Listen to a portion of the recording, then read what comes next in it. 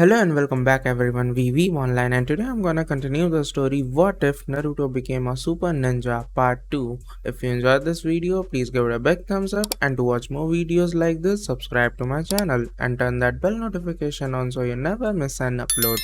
Now wasting no more time, let's begin.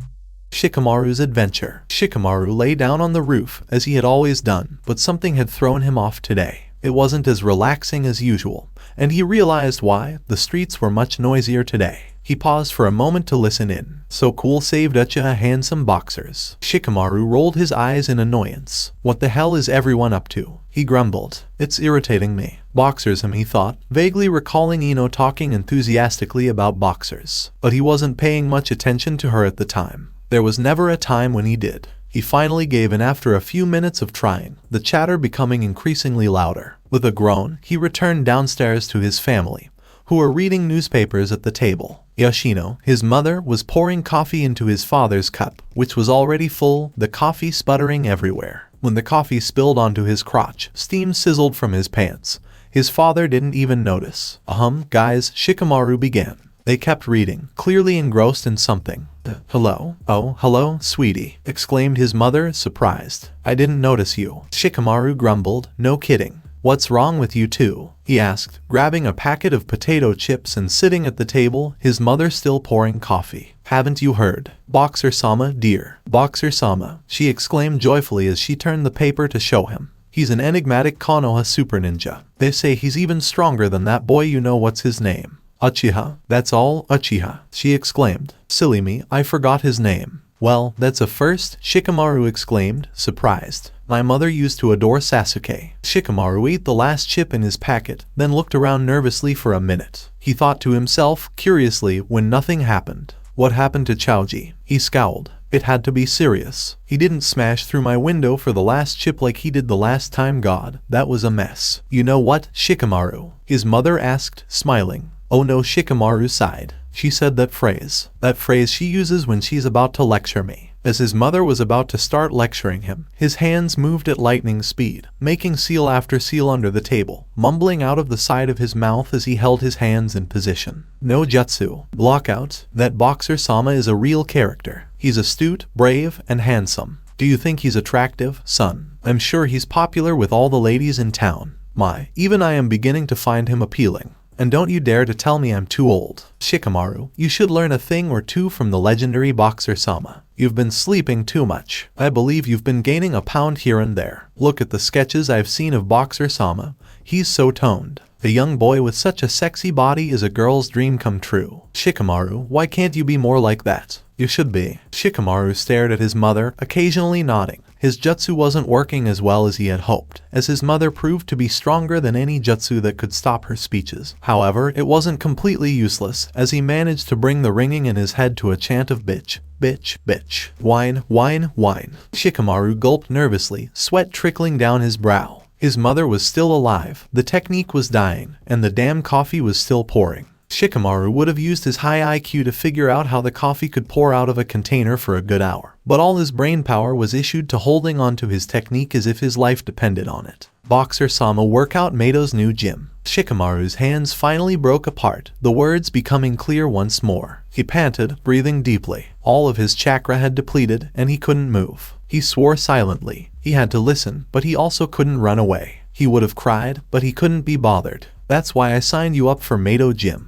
Senseis. Shikamaru froze, creakily turning his head up to face his mother's final words. You enrolled me in a gym. Mato Sensei Guy Sensei has a gym. He inquired, a little nervously. Were you not paying attention to me? I told you he opened a gym to train people to be like Boxer-sama. His mother exclaimed angrily. Shikamaru gulped nervously. Is there no way I can get out of this? Shikamaru's mother smiled as she caressed his cheek, then gave him the look that said, if you don't do it, you'll regret it. You don't mind doing it, right, Shikamaru? Shikamaru gave her a lazy look before turning to his father and saying, Dad, tell Mom to take me off the program. Shikaku, his father, looked up from his paper. Huh? What exactly is going on? Shikamaru, when did you arrive? He jumped up, looking down at his pants, and exclaimed, Oh God. My groin, there's coffee. It's still very hot. His father jumped around, patting his groin, and Shikamaru groaned as his father tried to shadow bind his pants and mentally make them rip off him. Damn Boxer-sama, he muttered as his father slipped on the coffee and fell to the floor. It's cooking. Oh my god, it's cooking. Shikaku sighed. The life of Neji. Neji bowed silently in front of Hinata's father and Hyuga's leader,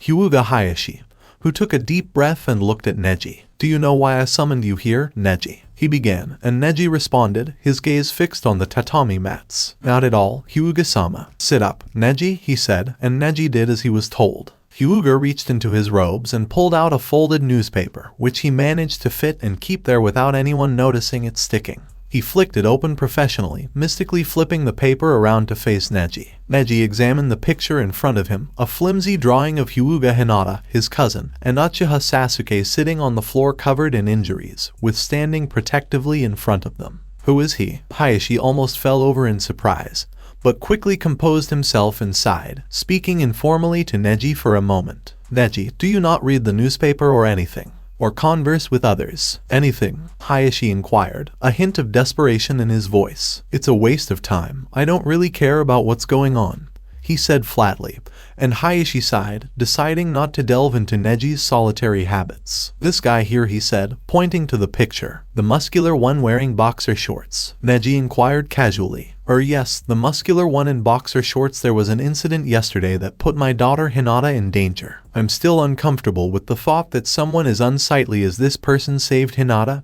he sighed. Are you saying that it should have been me? Neji replied, not showing it, but he was slightly nervous inside, thinking he was going to be punished, and he knew Hyuga punishments were harsh. It's not that I don't believe in your abilities, Hayashi responded, but I believe you can become so much more than you are now. What are you on about? Neji asked, unable to see what Hayashi was saying. Suddenly, tears welled up in his clear, white eyes, which he wiped away dramatically. It must be my fault, he cursed himself. If only I had properly trained you, there'd be no need for this man in boxers, this Boxer-sama. Neji recalled where he had first heard boxer name. Sama's. Flashback. Neji and Tenten had been instructed by their sensei guy to gather materials such as wood, paint, and various building tools because he had a super special nice guy idea, but they had no idea what he was planning to do. Don't you think Boxer-sama is amazing, Neji? Tenten said, her heart in her eyes. Neji said, not listening as usual, as he carried a stack of planks tied together with rope over his shoulder and a can of red paint in the other. And don't you think he's very strong? Do you believe he's truly stronger than Sasuke-kun? Tenten looked at him, wondering if he was really paying attention to her. He could be stronger than you. He's also significantly cooler than you. I really want to have a sexual encounter with him. She muttered, wishing her alleged boyfriend was jealous. I didn't say anything.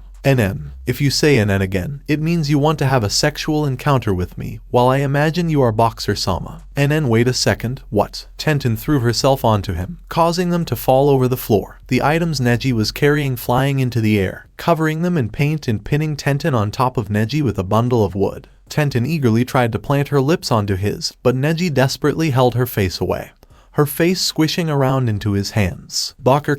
People passing by stared curiously at the strange couple covered in paint and wood who were making out in the streets. Don't just stand there, you dummies. Get her off me, pleaded Neji, uncharacteristically panicked. Somebody, anybody, please. Hyuga-sama, do not consider yourself to be at fault for anything, Neji said, bowing again. No. If I had given you the love and care I should have, everything would have been different, Hayashi said, dabbing his eyes lightly. Hyuga-sama, please don't think that. He bowed lower. Please give me the chance to prove to you that I can become stronger than this Boxer-sama and that you are not at fault. Hayashi's eyes were no longer filled with tears, and he smiled brightly. I'm glad you said that. So, to ensure that you do improve, I enrolled you in a special gym designed by Guy Sensei with the goal of making you as strong as Boxer-sama. Neji looked at Hayashi, suddenly realizing what had happened, and cursed aloud, You tricked me, didn't you? You made me feel sorry for you, so I agreed to go to the gym. Hayashi's eyes welled up with tears once more.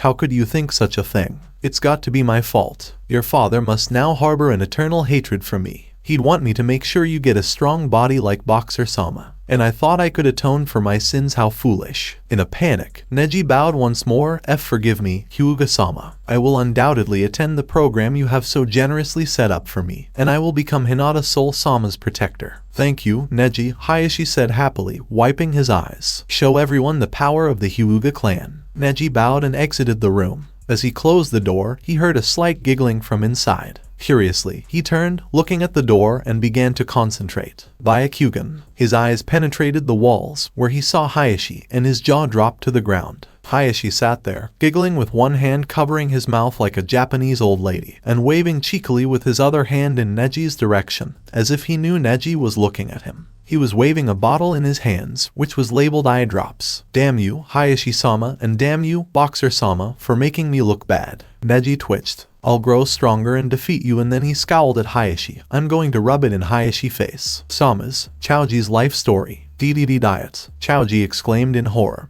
his heart stopping as he heard his second most despised word. Now son, Chauji's father, Akamichi Chusa, reprimanded. We will not have any fat people in the Akamichi family. But you two are fat too. He glared at his mother and father. They returned his stare before thwomping him on the head. We're big-boned. Big-boned. After seeing the picture of the great boxer Sama, we realize that you have been gaining too much weight. His mother continued. I mean, have you seen boxer physique? Sama's his body his mother drooled slightly. I could just gobble him up. Chusa and Chauji shivered, unsure if she meant it literally. Anyway, son, his father continued, you're going to start eating on a strict program that we've devised for you today. It was actually created by Guy, a program that will get you as fit and strong as Boxer Sama. Did Guy Sensei create a program? Chauji inquired, surprised. That's right, and it even includes a daily gym session. From now on, you'll be doing a lot of exercise every day. Chauji hyperventilated uncontrollably after hearing the word he despises even more than diet. Exercise? Chauji screamed in horror, grabbing his face and staring upwards, convinced he was losing his mind. If you thought that was exciting, wait until you see what's for lunch, his mother said brightly, mistaking his agony scream for one of joy, and she placed a plate in front of him, and Chauji looked down to see a single pea, a rice patty, and a strange vegetable he'd never seen before, and he screamed and grasped his face again,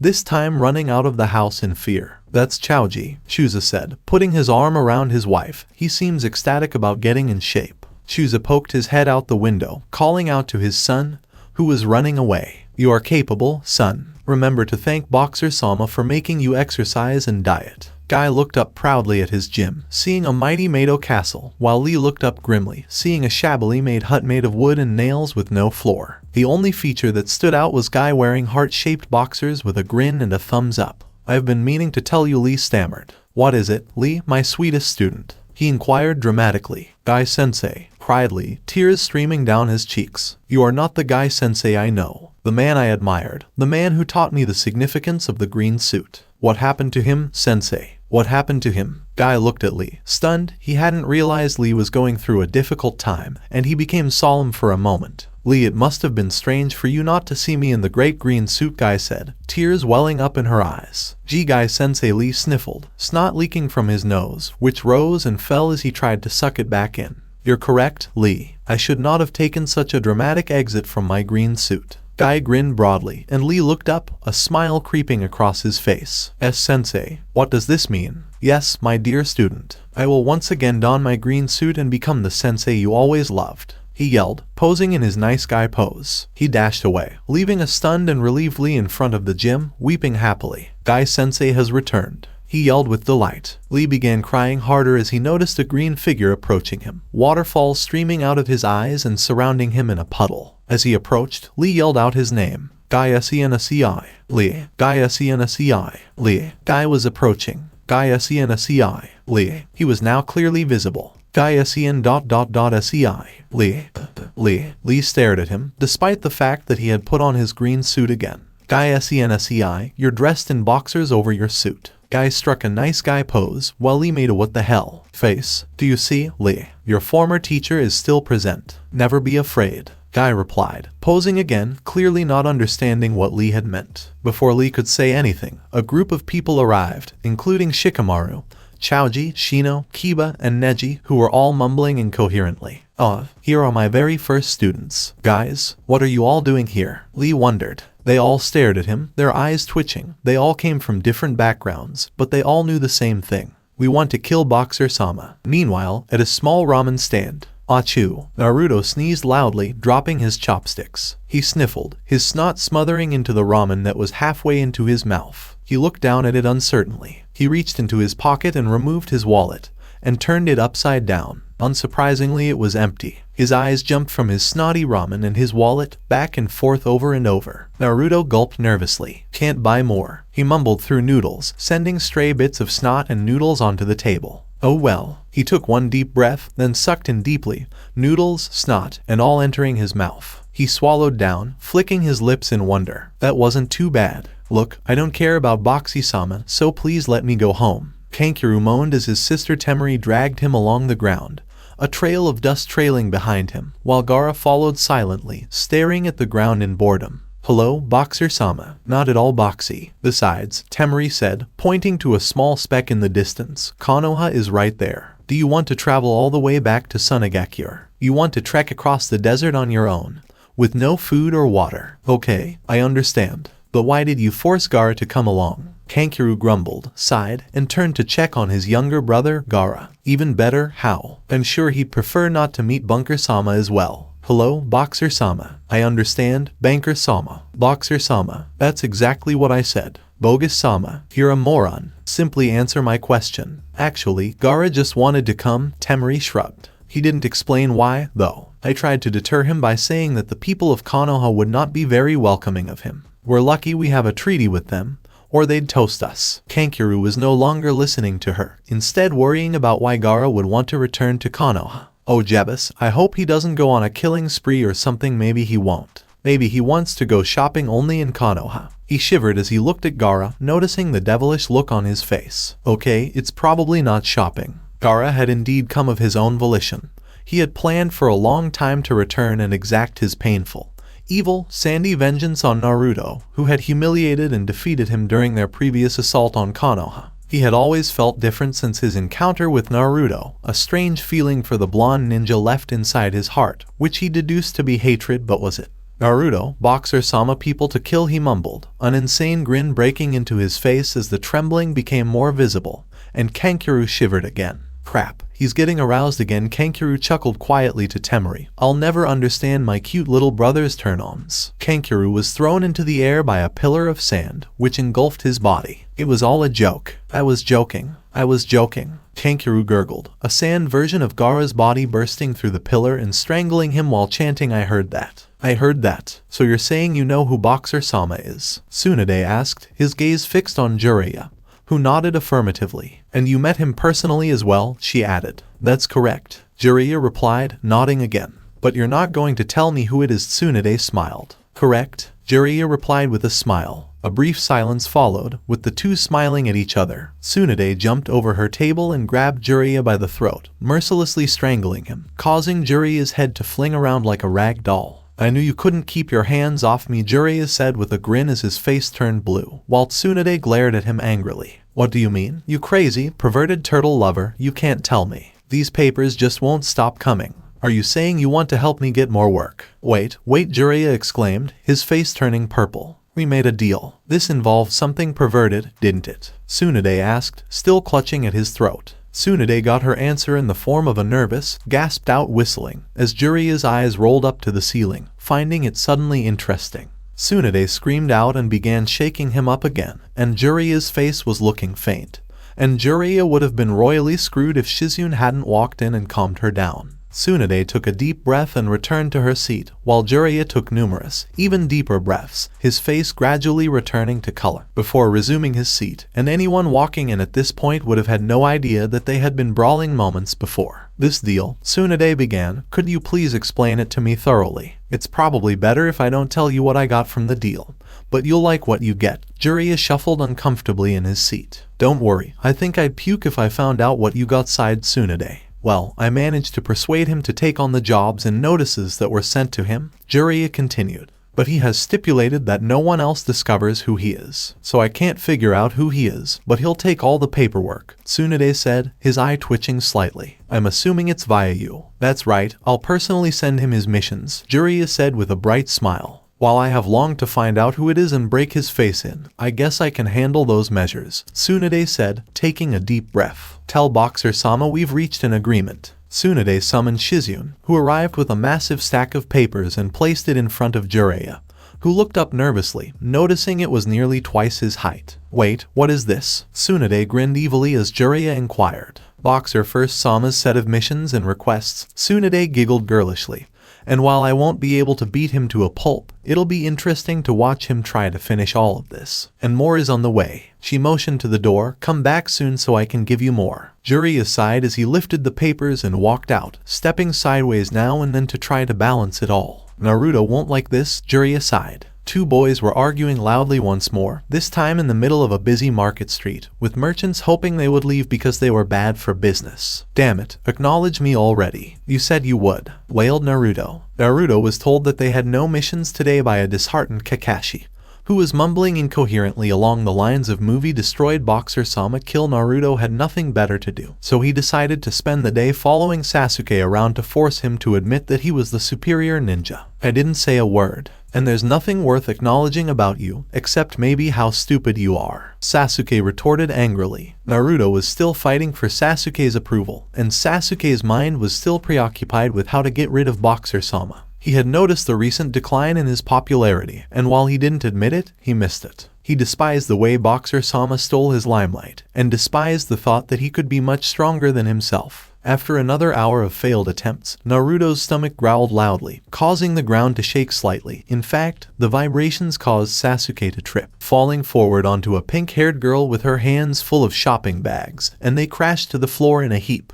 Sakura, Sasuke realized who he had collided with. Hello, Sasuke.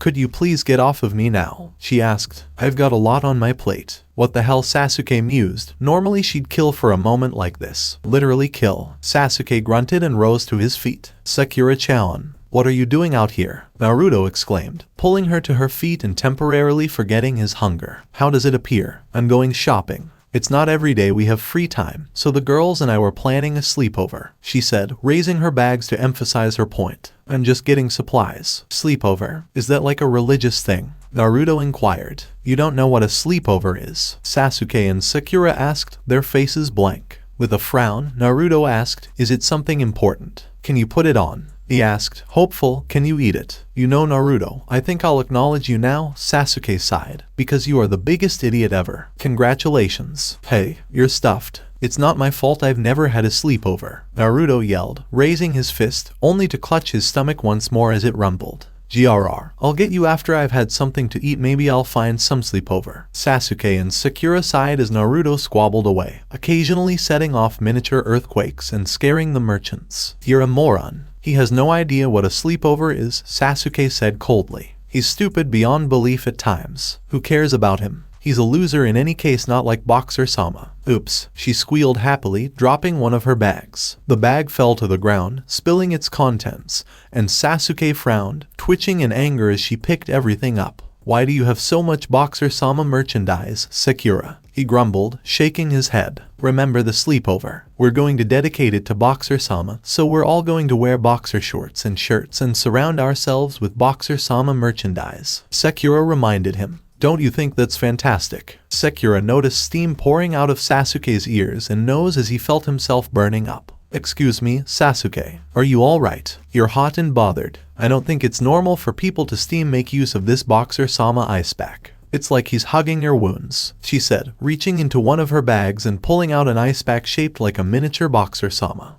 She squealed as she hugged her ice pack, instantly forgetting why she had taken it out in the first place. If she had looked for Sasuke, she would have noticed that his incredibly high temperature had melted the dirt beneath his feet, and he had now sunk beneath the ground, his spiky, raven-haired head looking like a black shrub on the track, which was promptly run over by a rickshaw. Twice, Naruto raised his bowl of ramen, slobbering down the remaining soup and slamming it back down onto the table, sighing in contentment. Sometimes, Naruto, you're just too easy to spot, a familiar voice said as he took a seat next to him. Iro Senin. Yo, what happened? What the hell is that tower? Naruto yelped in surprise, pointing to the stack of papers Jiraiya had placed by the ramen stand, which had easily passed through the roof of the ramen stall. Jiraiya started. I had to bargain with Tsunade so she wouldn't rip me to shreds if I didn't tell her who you were. Remember how I said she had a lot of missions and stuff waiting for her? He leant in and whispered, Boxer Sama. Naruto gulped nervously as he examined the stack of papers. Are you serious? How am I going to do all of that on my own?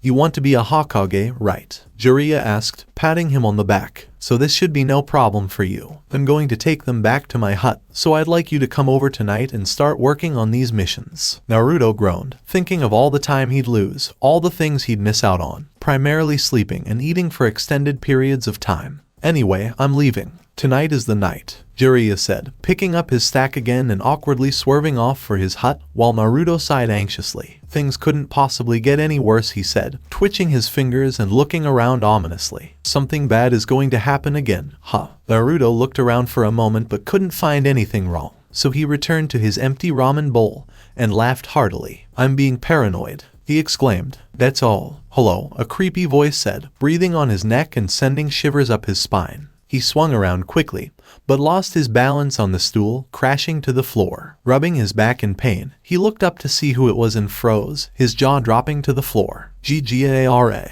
what the hell are you doing here? Naruto exclaimed, pointing up at him from the floor. Remember, we have an agreement. If you're attempting to, relax, kid, Kankuro said calmly as he stood behind Gara. We're not here to cause trouble. That's difficult to believe, Naruto said, suspiciously looking at him. So, why are you here? Temari is dead set on meeting Baxter-sama, and she dragged me along with her, Kankuro said, his cheeks flushing slightly. That crazy girl, he murmured under his breath, and Naruto looked at him, surprised. Are you referring to Boxer-sama? Yeah, something along those lines. Have you heard of Boxer-sama, Tsunade? Everyone has heard of that creepy underwear freak, kid. This Box-sama appears to be a complete nut to me, Kankuro shrugged. Boxer-sama, Naruto corrected himself. Of course, Bonker-sama.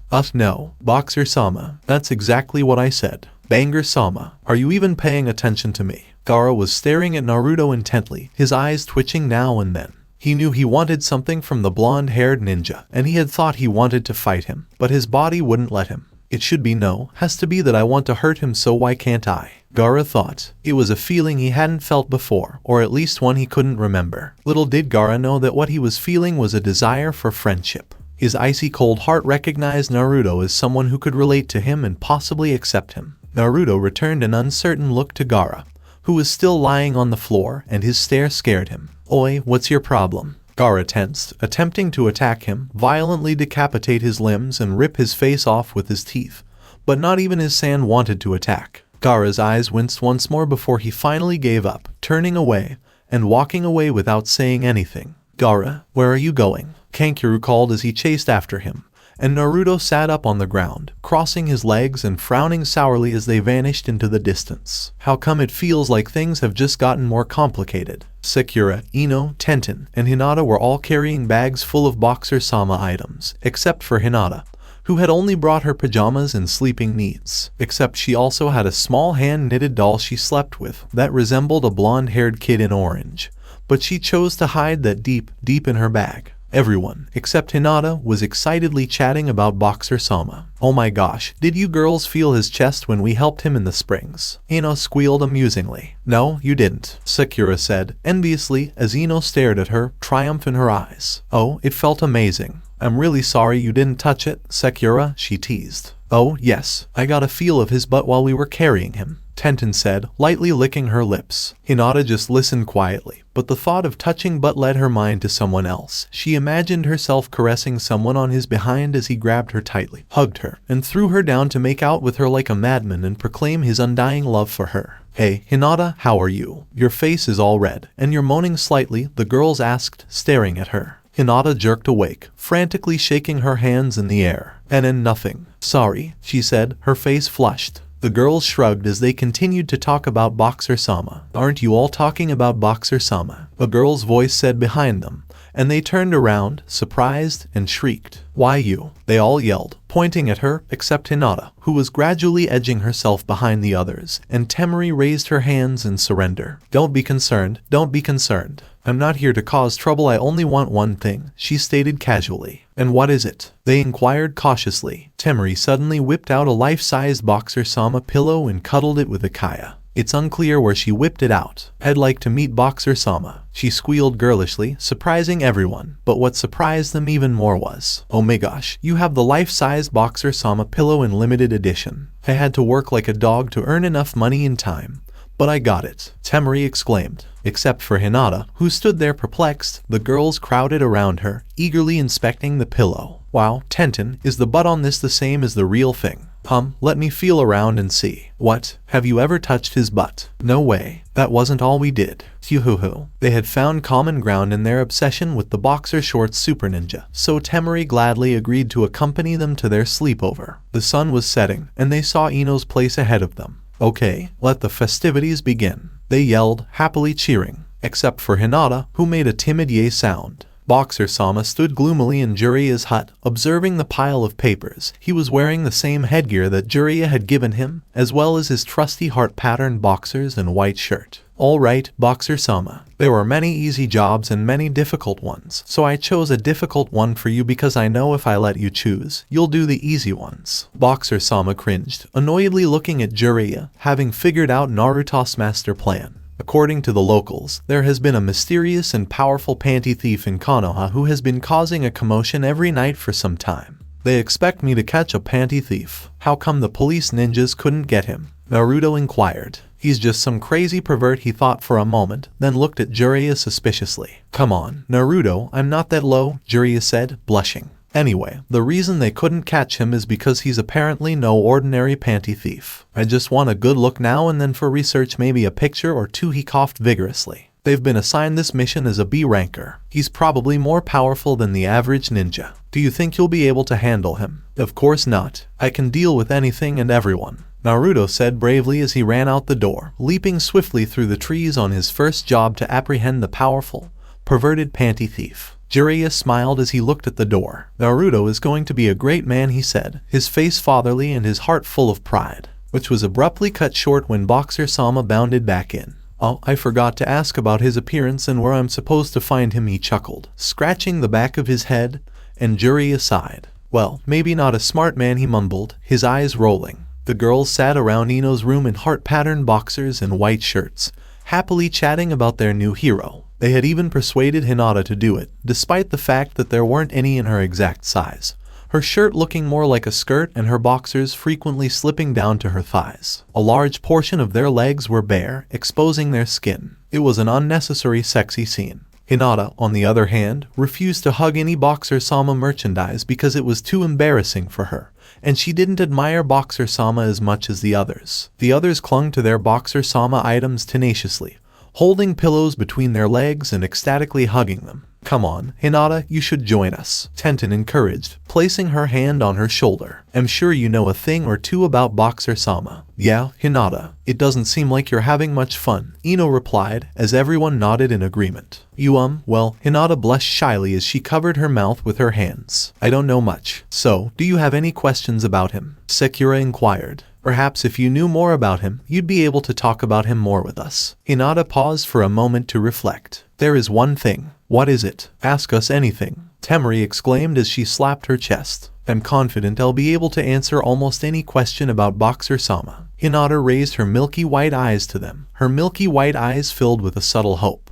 Do you know who Boxer-sama is? For a brief moment, the other girls stared at her, unsure how to respond. Tenten shook her head. Well, I'm not sure. We know he's a Konoha ninja because he wears the forehead protector. And we know he's a male, Temari added, a sexy grin on her face. A very attractive man. From his body structure, he should be around our age as well, Sakura calculated, recalling the hot spring incident's manly proportions. Ino scratched her chin, thinking. That means Boxer-sama is very likely someone we know, and possibly one of our teammates as well. Perhaps it's Neji-kun, Tenten hoped. He'd be strong enough to take on Boxer-sama. Or it could be Sasuke-kun, yelled Ino and Sakura almost provocatively. Perhaps it's Shikamaru, Temari thought aloud to herself, drawing blank stares from the others. What? She defended herself. Isn't Shikamaru pretty good? They locked their gaze on her before bursting out laughing. Temari adores Shikamaru, exclaimed the girls, making Temari blush. I bloody well don't. I need someone hunky and good-looking like Boxer-sama. She huffed as the others burst out laughing, her face brightening noticeably.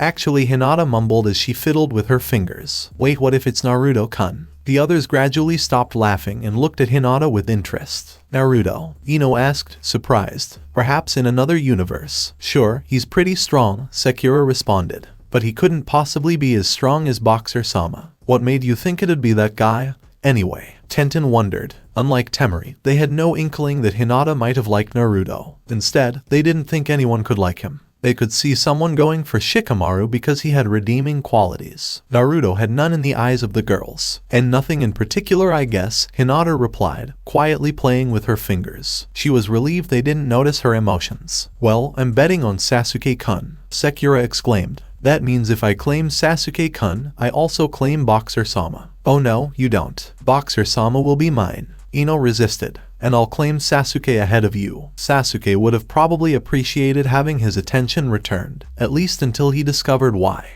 That means I should go after Neji-kun then, Tenten said, her eyes determined. Neji would have felt just as humiliated as Sasuke. Temari thought quietly to herself, plotting ways to capture Shikamaru and force him to show her his Boxer-sama look in the privacy of a bedroom. Boxer-sama had initially drawn them away from their youthful crushes, but now the mystery of Boxer-True-sama's identity was making them wonder who he was in reality, and if he was someone they knew or even worked with on their team. Hinata, on the other hand, returned to her sullen silence, her thoughts drifting. I guess I was imagining things, she sighed. Boxer-sama hopped along the roofs, following Jiraiya's map to the district where the panty thief was at large. Unbeknownst to Boxer-sama, this was the district where Ino's home and flower shop were located, as well as where a certain group of girls happened to be having a sleepover. He landed on the roof of one of the taller buildings, cautiously looking around. A sudden gust of wind had him sucking in his breath and sneezing. Ha ha-choo, he yelped, snot trickling down his nose as he shivered and grabbed his arms. Walking around in underwear in this cold stinks, moo,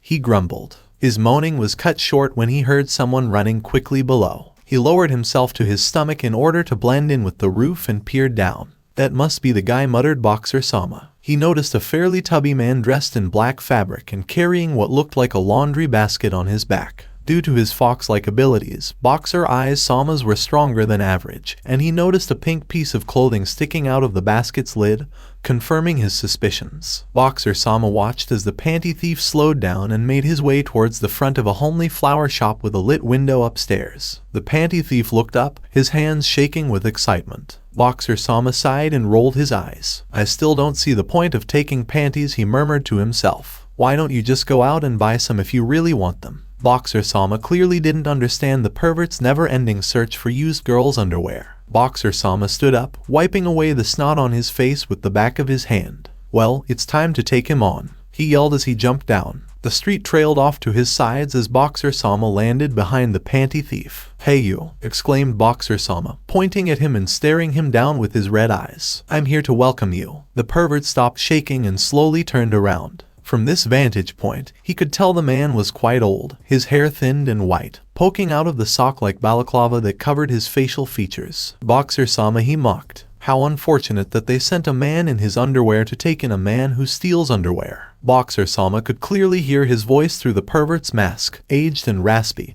He even managed to sound perverted. Shut up, you, Boxer-sama yelled angrily. I despise perverts like you. You're a talker, running around in your underwear. Boxer-sama had had enough of talking and leapt at him. He drew his fist back, ready to strike, but the pervert was quick, jumping up and easily avoiding Boxer-sama. Boxer-sama landed cautiously and looked up. If he hadn't been wearing his headgear, his jaw would have fallen off and hit the floor. He noticed the panty thief floating in the air, slowly descending like a leaf off a tree. On his back was a parachute, but not just any parachute. It was entirely made of lingerie. His laundry basket was bursting at the seams with bras, panties, stockings, and various other items. Some were for children, while others were for adults. He even wore underwear designed for the elderly. Boxer-sama gave him a disgusted look. You are one sick man, he groaned, feeling sick to his stomach. Even children. Hell, even grandmothers. The aging pervert returned his cold stare. Shut up, you. You don't understand the life of a pervert. We don't have girlfriends. A girl would rather die than sleep with us. That's why we become perverts. You don't know what it's like. He groaned, displaying his reasons in the same way Naruto had displayed his reasons for almost every other criminal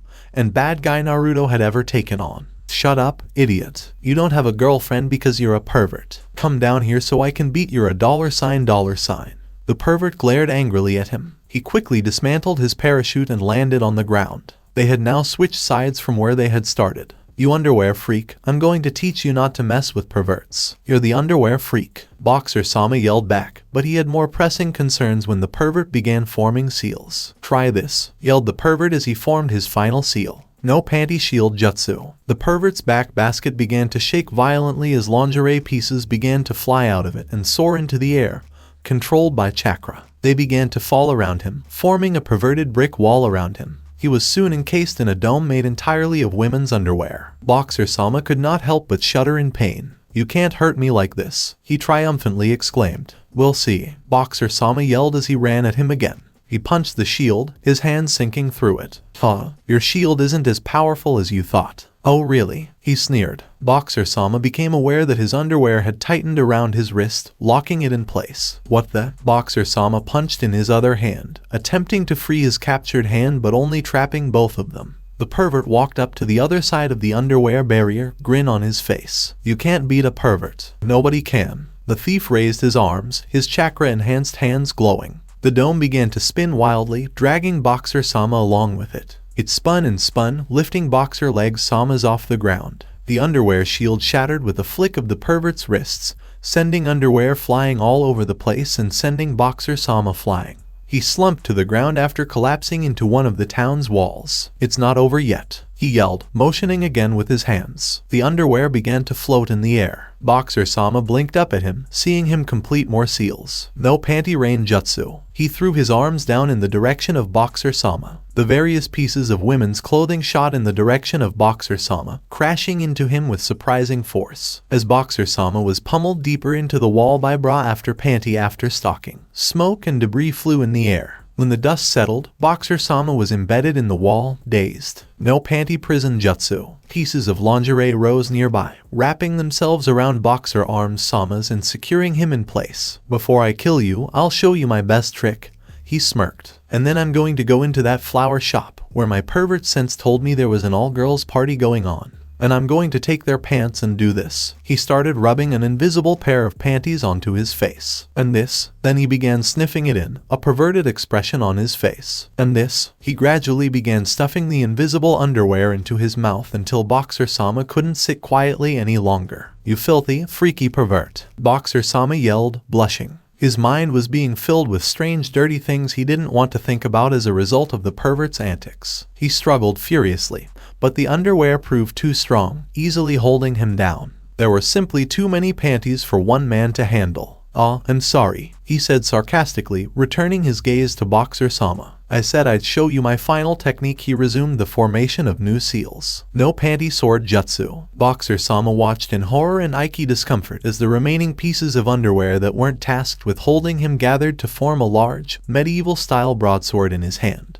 Except for the fact that it was entirely made of underwear. It was quite sharp, which surprised me. "I'll send you to panty heaven before I send you to hell," he snarled, breaking into a run and raising his panty sword. Boxer-sama, ignoring the fact that he was extremely terrified, thought quickly and came up with an idea. Boxer-sama kicked his feet off the back wall, flipping as if doing a backflip, just as the panty thief was about to strike. The sword slashed down on him as he did so. But, as a result of his move, what would have cleaved him into two pieces instead cut him along the back, leaving a diagonal trail of blood on his back, seeping into his now ripped shirt. It wasn't fatal, but it was deep, and Boxer-sama knew that if he didn't die now, the blood loss would. He screamed in agony, slumping back down to his original position in a heap, a befuddled old pervert staring at him, slightly irritated by his resistance. "How stupid of you," the pervert reprimanded. "It might have been less painful if I just finished you off, but you're done now." He raised his sword once more, and Boxer-sama was at a loss for words. He closed his eyes and braced himself for the end.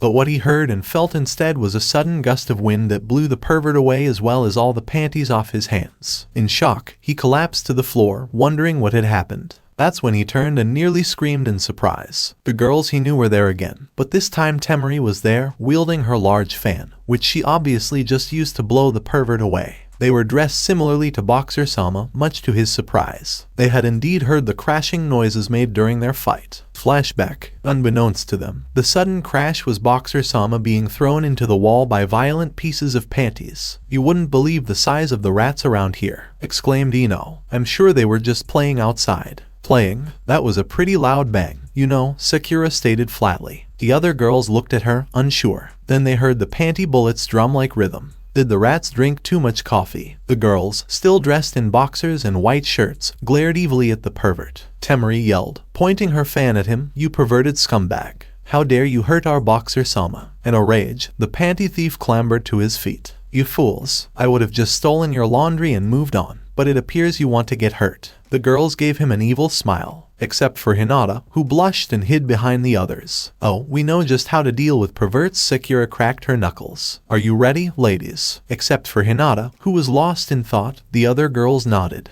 They all grabbed either their boxers or their shirts. Jutsu no flash. They all kai'd and eated cutely as they flicked up or pulled down a piece of their clothing. The pervert's eyes were filled with the curves and build of the girls' youth-filled, yet well-proportioned bodies. They posed in every sexy pose known to man, bending over seductively and caressing themselves with moans, a variety of cute and sexy expressions, pushing their sex appeal to its utmost. Except for Hinata, who took a step back in embarrassment and covered her eyes, but the girls didn't really expect her to. Surprisingly, the pervert lost his footing, his nose spurting out significantly. Boxer Sama had averted his gaze instinctively, but the sounds they made, combined with his vivid imagination, turned him on, his nose slightly bleeding behind his mask. Attack him now, Boxer Sama, Temari yelled, snapping him out of his reverie. Alright. Boxer Sama nodded, his gaze fixed on the panty thief, who was in a perverted trance. He jumped to his feet and charged at him, forming seals in the process. I won't be gentle with you, even if you're old.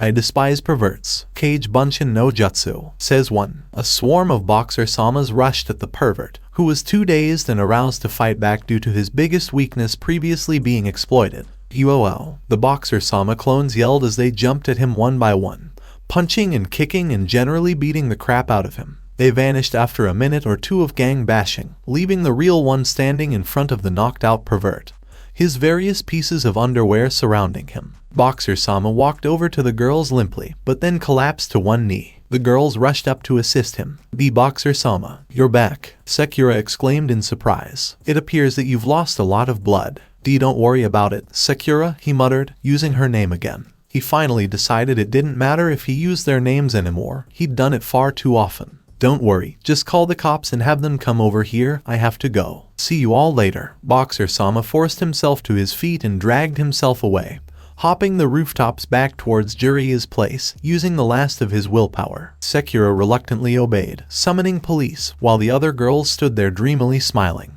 Temari exclaimed, I finally got to see Boxer Sama. I wish he had stayed. I would have thrown him down and made out with him. Hey, he's mine, argued Ino, pouting. Hey, that sexy butt and everything it's associated with is mine. Tenten jumped into the fray. Hinata wasn't paying attention because she was preoccupied with what she had just witnessed. Boxer Sama used Kage Bunshin no Jutsu, but he also uses Kage Bunshin. Naruto had made it back to Jiraiya's hut, the bleeding having stopped thanks to the fox's healing abilities. However, the wound was massive, and even with the fox's abilities, it would almost certainly leave a scar. Jiraiya rushed in, cutting Naruto's shirt and flipping him onto his couch on his stomach. He sighed out after carefully inspecting the wound. You'll be fine, Jiraiya assured her. The fox is working its magic as usual. You'll be back to normal in no time, but it'll most likely leave a scar, which not even the fox can completely heal. Naruto began. I dealt with the thief. Naruto began to nod off, the blood loss and fatigue taking their toll. Jiraiya sighed and began to close the wound with a basic first aid technique he learned from Tsunade.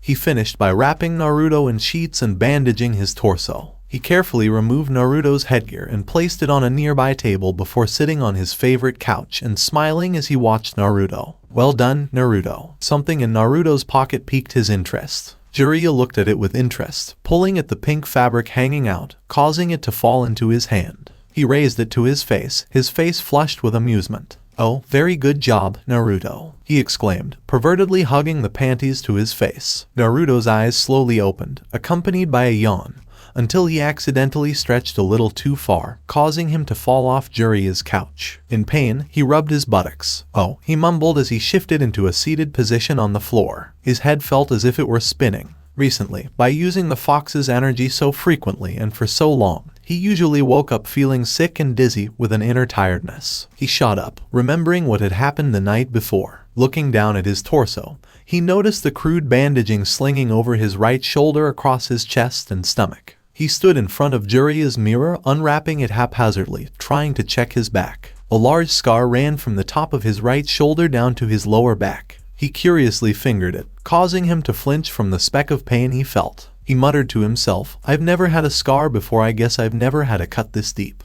Naruto noticed the sun when he looked out the window. Jiraiya checked his watch and saw it was midday. Naruto paused for a moment, then exclaimed in surprise. I was supposed to meet Kakashi sensei and the others at 9 for our mission. Kakashi sensei is going to kill me. Naruto hurriedly put on his pants and jacket before sprinting out the door. Ah, crap, wrong way, Naruto. Pants on your legs, not on your head. Jiraiya had rushed home erratically as Naruto disappeared towards the scheduled meeting place. And Naruto, we have a problem, he yelled, frantically waving a newspaper around. But when he looked around, he discovered that his house was empty. This isn't looking good. A headline on Boxer-sama was printed in large letters on the front page of Konoha's daily newspaper. Boxer-sama defeats a world-famous pervert. Boxer-sama's true identity is discovered. When it came to Boxer-sama, the word spread quickly. Naruto huffed and panted his way to their meeting point at the bridge. He could tell the other three were annoyed with him because they were staring at him so intently. Seeing Kakashi without his face buried in one of his books made him even more nervous. A few bundles of papers were tied together with string behind them.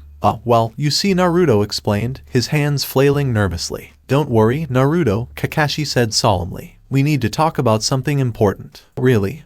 Okay, Naruto said, relieved not to have to explain himself. How are you? Naruto, Kakashi said, Sakura and Sasuke both staring at Naruto. Can you tell me what you did last night? Last night? Naruto asked, gulping nervously. Why do you ask? He fidgeted. Sasuke removed the top paper from one of the bundles and held it up to Naruto's face. With squinting eyes, he examined it. It had a picture of heart-patterned boxers and the words Boxer Identity Sama's Challenge on it. What is this all about? He wondered, unsure what it meant. Last night, Boxer-sama defeated a world-famous pervert and saved the girls and me, Sakura recalled, sighing slightly. And when we told the reporters and authorities what happened, news about Boxer-sama spread even further. Today, all of the genin teams have a special mission, Kakashi explained. First, we have to put up these flyers and spread around all of the information we have on Boxer-sama. Then we're supposed to go out and look for anyone who might be Boxer-sama. That doesn't sound too good. They couldn't have a lot of info on me, right? They won't think it's me, right? Naruto stiffened in surprise. These 2 points are the most obvious, Kakashi said, pointing to 2 of the flyer's clues. Boxer-sama can use Kage Bunshin no Jutsu, and Boxer-sama may have a wound or scar on his back. Naruto exclaimed, nervously loosening his collar. Really? That'll make it a lot easier to find him then, he exclaimed, his voice trembling.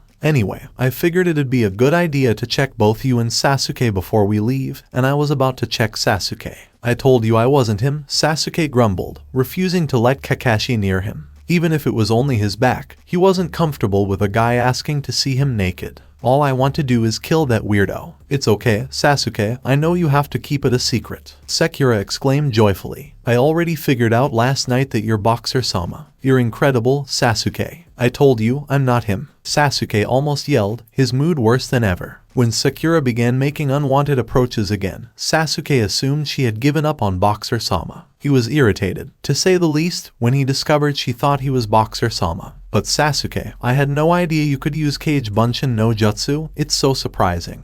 And when I saw his red eyes, I knew it had to be your Sharingan. Sakura exclaimed. I, too, am surprised, Kakashi said, his gaze fixed on him with a killing intent. I never imagined you'd be the one I had to kill. Why you have to kill Boxer-sama? Naruto asked, his face flushed. Is someone tasked with assassinating Boxer-sama? As he replied, Kakashi didn't take his gaze away from Sasuke. I have my own reasons for wanting him dead, but Hokage-sama planned this mission herself, and she really wants to find the real Boxer-sama, among other people, he explained, recalling her maniacal desire in their meeting. Anyway, if you're not him, you don't mind me checking your back, do you? Sasuke grumbled angrily. Fine, I don't have anything to hide, he said, pulling the back of his shirt up. Sakura dashed up to Kakashi's location, certain that there would be a mark of some kind. In annoyance, Sasuke stood with his shirt up. Are you satisfied yet, or do you want me to remove my pants right now? Well, I guess it's not Sasuke, Kakashi said, his usual cheerful demeanor returning. That's good, it wouldn't be pleasant to have to murder my student. Sakura, on the other hand, wasn't having it. What, you're not Boxer-sama? Of course not, you annoying girl, Sasuke snapped, his brow furrowed. I'd rather die than become that insane flasher, he declared flatly, shocking Sakura. She did, however, recover quickly, losing all interest in Sasuke once more. It doesn't matter. I'll just go out and find out who Boxer-sama really is. I'll check absolutely, positively everyone in this village, she declared determinedly, making Naruto even more nervous than he was. Something told him that everyone would be like this. Shall I check you now, Naruto? Kakashi asked, sounding more like an order. After all, you do use Kage Bunshin, which makes you one of the more likely suspects. Sakura locked her gaze on Kakashi. Naruto. Yeah, right. There's no way Boxer-sama is Naruto. Naruto was slightly hurt by this remark, Sakura still thinking he was weak. But he was grateful for the distraction for once. Oh, of course not, Kakashi-sensei. How could it possibly be me? Naruto reassured. Of course, I don't think it's you, Kakashi added, making Naruto feel even more heartbroken. After all, you don't have red eyes, but I figured if I checked you, I could tell everyone it wasn't you and save them the trouble. Naruto was sweating profusely and fighting the urge to back away. Kakashi approached him slowly, raising his hands. Come on, Naruto, turn around, he said, his hands just a few inches away from Naruto's jacket. My hip rival, Kakashi. Naruto never expected this day to come. But for once he was relieved to hear the strange, self-proclaimed rival of Kakashi bounded enthusiastically in their direction. Naruto turned to see his team, Neji, Tenten, and, of course, Lee, accompanying him. Guy was dressed in his usual green suit, and his team convinced him that if he wore his boxer shorts outside of his gym, he would be labeled hip, and Kakashi would no longer be a suitable rival. As a result, Guy was duped into wearing his boxer shorts to the gym, where hopefully no one else would witness the horror. Of Guy. How's the flyer posting going? Kakashi asked, taking his gaze away from Naruto, who sighed relievedly. It's fantastic, as always. My team and I have already distributed over 200 flyers throughout Konoha. Guy exclaimed, striking a pose. More like you made us run around and post them while yelling at us to be irrationally exuberant. Neji mused, rolling his eyes. So, Kakashi, my rival, how many have you posted? Guy asked, pointing at him. Kakashi snatched the flyer from Sasuke's grasp and slid it onto the bridge's railing. That's one, Kakashi said, pointing with his finger to emphasize his point. Guy's mouth opened wide in surprise. As usual, you're full of stylish, hip, in surprises. You are truly the only one worthy of the title of my rival. Guy fixed his gaze on Kakashi, who was staring out quietly. Guy continued his examination, waving his hand in front of his face and poking him in the cheek. You're sleeping and not paying attention to me. What an unusual New World reaction. Naruto turned to face the other team, where he had deduced from Neji's irritated expression and Tenten's lack of interest in his presence that an event similar to Sakura and Sasuke's had occurred. Lee, on the other hand, was preoccupied with staring at Guy with puppy dog eyes, savoring every word he said. Lee's personality still creeped everyone out. Guy scrutinized the stacks of paper behind him after finally waking Kakashi up with his incessant ramblings. Kakashi, I believe it's time for another duel. Guy exclaimed, his fist clenched in front of Kakashi's face. I'm working on something right now, and we just had a duel yesterday, Kakashi explained. Exactly. 24 hours is far too long. My passionate body is begging for a duel with my greatest rival. Guy exclaimed, striking a unique strong man yet still nice guy pose that involved flexing while giving 2 thumbs up. And I'm assuming I can't say no, Kakashi asked, knowing the answer. Okay, I guess we can have one. Isn't it your turn to choose? Indeed, and I have the perfect solution. Guy picked up 2 piles of flyers and handed one to Kakashi. Let's see who can get the most of these up in an hour. Kakashi simply looked at Guy with a bored expression. Of course, whatever. Guy's face lit up with delight. Excellent. We'll be back here in exactly 1 hour, he exclaimed to the students who stood around watching them. Do you think we should combine our teams and work together while we're gone? Sure, Sasuke, Sakura, Naruto, Kakashi said, drawing their attention to him. Join Guy's team and distribute more flyers, then begin searching everyone you can. We'll be back in an hour. Within seconds, the 2 jounins were leaping away, flyers clinging to everything they could reach, disappearing into the distance, leaving the 6 genins to complete their mission on their own. HMPH, I guess they did send all the teams to find Boxer-sama, mumbled Sasuke. Whatever, I'm going to take him down once I figure out who he is. I believe that's my line, Neji said, his rage visible in his eyes. That boxer shorts guy humiliated me in front of my family. I will kill him to reclaim my honor. Sasuke and Neji exchanged menacing glances while speaking in angsty tones. I'm going to kill him. No, I'm going to kill him. I'll be the one. He will perish at my hands. It was a fiercely fought battle for boxer death. Sama's Naruto was probably going insane with fear for his life by this point. I'm completely screwed. I don't know what you don't like about him. Sakura defended boxer Sama. What have you done while he's been running around saving people? That's right, Tenten agreed. He stopped the pervert and saved us even though he was badly injured.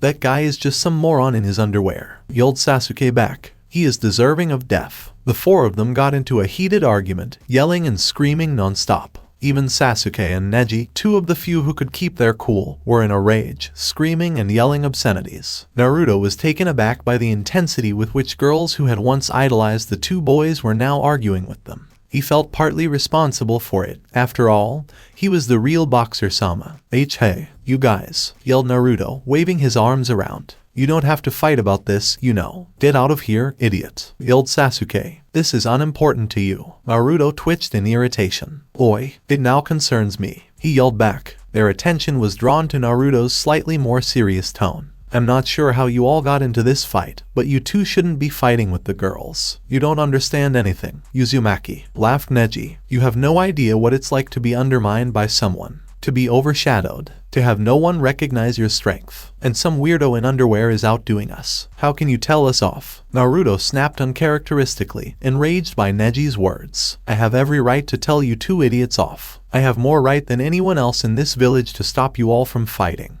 The girls were taken aback by Naruto's outburst. I know what it's like. If you're going to whine about Boxer Sama, why don't you just get stronger and challenge him or something instead of taking it out on other people? I despise people who can't do anything but whine about everything. If you want attention, why don't you try earning it on your own? They were all speechless as they stared at Naruto. There was nothing Neji and Sasuke could do about it. They were irritated and bit their lower lip. Whatever, Uzumaki, groaned Neji. Let's just finish our mission. HMPH, muttered Sasuke after him. It's not like I'm looking for attention, idiot, he murmured quietly. And Naruto Tenten was taken aback by Naruto. Sakura was aware of Naruto's tribulations, but Tenten knew nothing about him. She just knew no one liked him, so she assumed she didn't like him either. Tenten's interest was piqued by his recent speech. She'd never heard Naruto express himself so passionately before. Naruto took a deep breath in an attempt to relax. I'm going to wash my face by the river, and when I get back, I'm going to pretend that fight never happened. And I want you guys to do the same. Go ahead of me if you want. It's not like I'm not used to running after someone's back, something you two obviously stink at.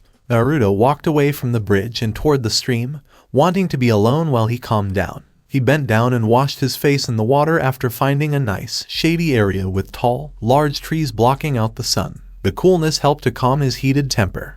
I think I went too far, Naruto said, sprinkling water into his hair and soaking it. Then something clicked in his head, and he moaned once more. I told them to challenge Boxer Sama. What am I, a moron? Naruto snatched some water and rubbed it behind his ears. He sighed deeply. Man, I make way too many mistakes. Even with all the water, he was still angry on the inside. Naruto looked around suspiciously, looking for anyone nearby. He stepped onto the water after confirming that no one was nearby, as Jiraiya had taught him. He closed his eyes and walked effortlessly to the center of the river. After a brief pause, his eyes shot open again, his intense rage visible in his deep red eyes. With a powerful cry, he thrust his right hand into the water, putting all of his rage and annoyance into it. The water splashed up loudly, forming a geyser-like water wall around Naruto. He punched with such force that the water appeared to be frozen in place, an impossible tower of liquid for a brief moment. After a few moments, the water collapsed, leaving Naruto barely drenched, his force pushing all the droplets of water away from him. In fact, he had dried his hair and face in the process. Kaya? Naruto's attention was drawn to a sudden cry, and he looked up in surprise to see a strange yet familiar figure falling towards him. Tenten. Naruto used his fox-induced reflexes to catch Tenten as she fell, but he lost focus on his chakra, sending both of them into the river. Fortunately, it was only about knee-deep. Naruto clung to Tenten as they fell, making sure she didn't crash into the river's hard, rocky bottom, effectively leaving her on his lap. They sat there, soaking up the sun. Tenten, what are you doing falling out of the sky? Are you okay? Worried Naruto. Tenten, on the other hand, was more concerned with sitting on Naruto's lap. She jumped up and rushed to her feet. Well, the thing is I was sent back to come get you. Yeah, she lied hastily, reaching out a hand to pull Naruto to his feet. She had arrived on her own volition, telling the others to leave ahead of her. I just fell off the tree up there looking for you. Ah, okay, Naruto said cheerfully, feeling much better after his punch relieved his stress. He took her hand gladly, not noticing the slight blush on her face. She helped Naruto to his feet and left him standing close to her. Tenten noticed something when he looked up at his eyes. And Naruto, why your eyes? Or she paused, thinking her eyes were deceiving her. Do your eyes normally turn blue? Huh? Naruto almost yelled as he turned around and looked at his reflection in the water. His eyes were still red from the demonic fox's power. He closed his eyes tightly, frantically erasing all traces of the fox's chakra. Are you okay? Tenten inquired. Why, yeah. And looking at my reflection. And my eyes, he returned to her, his blue eyes fixed on her. They always do, don't they? Tenten looked at him in awe before shrugging. Of course, says the speaker. I'm sure his eyes were red right then. My eyes are too sharp to be wrong. They said Boxer-sama could use Kage Bunshin, and had red eyes. Na has red eyes, too. Hey, hello, Naruto said, jolting Tenten out of her reverie. When she looked up, Naruto had already exited the water. Are we going or not? Ek, I'll be there in a second, she yelled as she ran after him. They strolled down the streets, looking for the others who had told Tenten where they'd be. Tenten turned to Naruto to ask him a question that had been bothering her. Hey, Naruto, Tenten inquired. When you said you had more right than anyone else when you stopped Sasuke and Neji from fighting Sakura and I. Naruto looked at Tenten, surprised. He paused for a moment, then turned to face her with a huge grin. I'm sorry, but I don't recall anything about a fight, and I have no idea what you're talking about. Tenten looked at Naruto, amused, and burst out laughing. Oh oi, what's so funny about that? Oi, Tenten didn't respond, she just laughed. Naruto is a really interesting guy. There you are, you two. Tenten's laughter was cut short when he heard Kakashi's voice from behind them. When they turned around, they saw that all of the genin teams and their jounins had gathered. Gara and his siblings were also present, apparently accompanying them, with Gara and Temari wanting to find Boxer-sama and Kankuro fearful of what they'd do to him if he didn't agree to accompany them. Guy was the only one who was missing. How come everyone's gathered here? Naruto wondered, a little nervously. Kakashi responded. Well, Guy and I finished our duel, and he's gone to eat 10,000 rice dumplings all at once, so we thought it'd be best to get all of you guys out of the way first. We've all been checked, Kiba exclaimed. I still think it's offensive that someone thinks I'm that crazy boxer guy. Have all of you been checked? Naruto gulped, looking around for any quick escapes. Well, I'll see you later, I'm starting to get hungry. Hold on, Naruto, I have to check you out first so I can cross you off the list, Kakashi said. See, come on, you already know it's not me. Naruto defended himself. Everyone agreed, except Hinata, who looked at him curiously, but it didn't make Naruto feel any better as he sulked slightly. That's correct, but if I skipped anyone, Hokage-sama would be upset. Naruto gulped as Kakashi advanced on him again, knowing that if they saw the scar on his back, he'd have no way of convincing them otherwise, and he'd be screwed. He could feel large droplets of sweat trickling off his forehead. Kakashi approached him, placing his hands on his shoulders and turning him around to face everyone else. Naruto's back stiffened, his thoughts racing. It's all over, I'm going to die, and everyone is going to kill me. Kakashi's hands reached onto the bottom Naruto's jacket, getting ready to pull it up. Naruto stood in horror, feeling his jacket rise slowly until it was up to his head. His heart stopped in shock. Kakashi, Tsunade noted to him. You'll have to pull his shirt up too, you know. Oh, of course. How could I forget? Kakashi said, causing Naruto to collapse to the ground in surprise and relief. Kakashi was just about to reach for his shirt, but was interrupted by Jiraiya. It's good everyone's here, Jiraiya said, referring to all the jounins in particular. What's going on, Jiraiya-sama? Asuma asked, his trademark cigarette curbing his words. Jiraiya looked at them seriously. Remember that panty thief that was caught after being beaten by Boxer-sama? Everyone nodded. Jiraiya glared at Naruto for a moment, then glared over at Sasuke and Neji, who were standing next to each other. And you all know of how the Hyuga and Uchiha families are tied together. Their bloodline limits, Byakugan and Sharingan. Kurenai answered. Yes, well, Jiraiya was still looking at both Sasuke and Neji. That old panty thief was in fact an ancestor of both clans. He's Neji's great-uncle and Sasuke's great-grandfather, and was working with Itachi and the Akatsuki, who are now incredibly pissed off with Boxer-sama and have asked for his head or they will wage war with Konoha. Jiraiya explained it with a surprisingly calm tone. Everyone stared at Jiraiya with wide eyes, then slowly directed them to Neji and Sasuke. What? For a moment, Naruto was unsure of what had happened and was simply relieved that they were no longer looking at him. But Jiraiya saw his confusion and whispered into his ear. That means Boxer-sama, Akatsuki, like every other male in Konoha, now wants to kill you. Oh, Naruto said, nodding his head in understanding until he realized what he was doing was wrong. What? The adventures of Kakashi. After another successful mission with his young genins, Kakashi stood in front of his favorite shop. At least he called it standing. Passers-by would describe him as making out with the adult bookshop's glass display. He looked at the books cautiously, his mask concealing the drool dripping from his mouth as well as his flushed red face. I see you've returned, Kakashi-san. The storekeeper had gone outside for some fresh air, and was not surprised to see his most important customer fogging up his window. He didn't like wiping Kakashi's stains and cheek marks off the glass, but he did like Kakashi's insatiable desire for Jiraiya's explicit works. Konnichiwa, exclaimed Kakashi, his eye fluttering. How are things going, Henta-san? With a grin, Henta, first name I, scratched his head. Not bad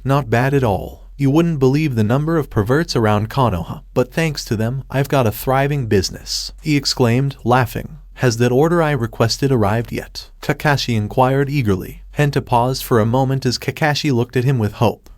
He exclaimed, clicking his fingers. Yes, it did. The package arrived this morning. Why don't you come in and I'll get it for you? Kakashi skipped in after Henta, leaping in the air girlishly with a triumphant Y. The walls of the store were littered with novels, videos, and video games, all of which featured images of naked girls, young and old. They even had cosplay costumes, such as orange jumpsuits, pink dresses, and other eerily familiar outfits that certain genins and chunins enjoyed wearing. If Kakashi hadn't been so preoccupied with his perverted books, he would have noticed. Henta returned with Kakashi's order, carrying a rolled-up poster under his arm. Kakashi, on the other hand, was completely focused on his parcel. Henta handed it to him, who eagerly grabbed it, literally ripping the box apart to get to his new book. He triumphantly raised it into the air. Super explicit over-the-top fantastic make-out violence part 13. He exclaimed, lowering it to his chest and cuddling it. Henta shivered a little. It still creeps me out when you do that, Henta admitted. Kakashi was one of his more colorful clients. He handed the poster he was carrying to Kakashi. Oh, I thought you'd be interested in seeing this. Kakashi took the poster and unraveled it, taking his attention away from his book for a moment. He looked inside with a blank expression. Kakashi remained motionless for about a minute, not even breathing. Kakashi-san, are you okay? Oh my but frigging god, Ika Paradise the animation movie, screamed Kakashi, violently pointing to the poster as he threw himself backwards in awe. Kakashi proceeded to pinch himself to see if it was real, then punch himself on the arm, then on the face,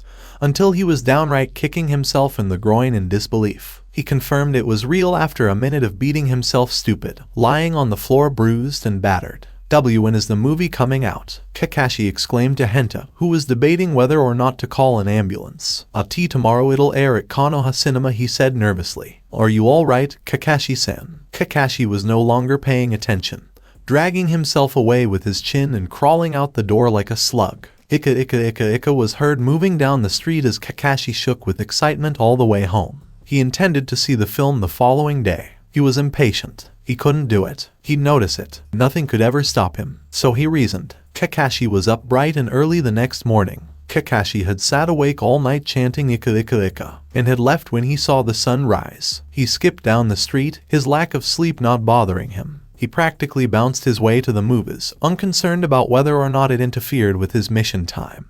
He'd just tell his team he discovered the meaning of life, or he accidentally became a member of a new religion. Within seconds, he was in front of the cinema, where a swarm of angry men had gathered, shouting and yelling. Kakashi grinned, thinking they were just as impatient as he was. He tapped one of the men in the back row. You guys can't wait for them to open the doors, can you? Kakashi nudged him in the ribs. The man looked at him with rage in his eyes. Not anymore. They're saying they're not going to show it anymore. They've found something better to show. Kakashi's pupils shrank in surprise. What do you mean? Nothing is better than Ika Paradise. He shuffled to the front of the crowd, where pitchfork-wielding moviegoers were keeping the men at bay. The crowd was like a horde of ferocious wolves, baring their teeth menacingly, ready to bite them. Just play Ika Paradise. We've been waiting a long time for this. Don't make me bite your ass, or I'll bite your ass. I need Ika, damn it. You have no idea what it's like in my pants right now. The audience erupted and wailed uncontrollably, enraged that Ika Paradise was not being screened. Kakashi moved to the front of the pack,